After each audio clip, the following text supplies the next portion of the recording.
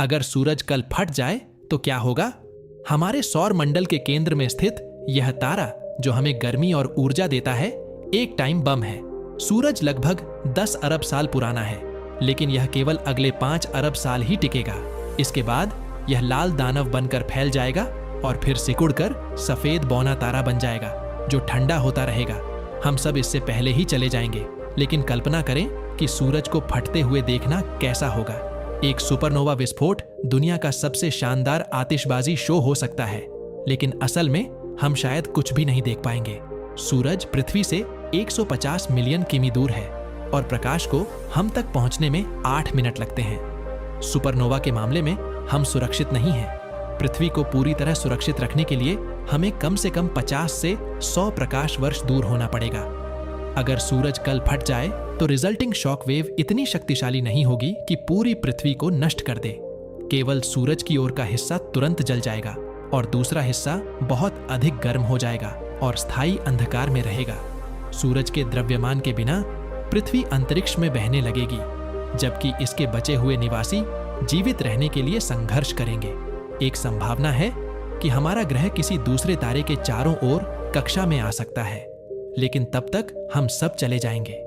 अगर हमें पहले से पता होता कि सूरज कब फटने वाला है तो हम खुद को 1000 साल का समय दे सकते थे, बशर्ते हमारे पास संसाधन होते। पृथ्वी की सतह के कुछ मीटर नीचे लगभग 17 डिग्री का तापमान रहता है, तो अगर हमें तैयारी का समय होता तो हम भूमिगत बंकरों में रह सकते थे।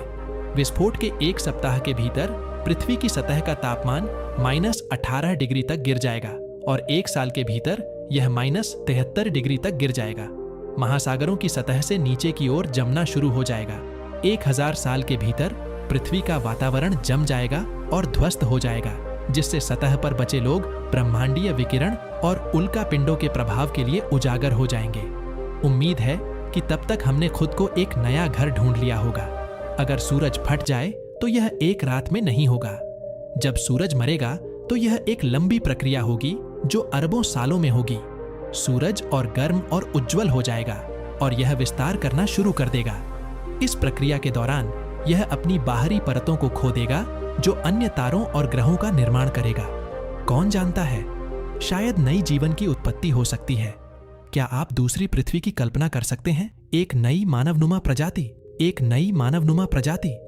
भविष्यवाणी करना कठिन है कि हमारी आकाशगंगा अरबों साल बाद कैसी दिखेगी, और विशेष रूप से हमारे सौर मंडल की कल्पना करना कठिन है बिना उस महान सुनहरे लंगर के जो हमें सब एक साथ रखता है। लेकिन एक दिन बहुत दूर भविष्य में सूरज उगेगा, उसका विस्तार होगा और फिर वह सिकुड़ जाएगा, शायद एक नए तारे के लिए जगह छोड़ देगा।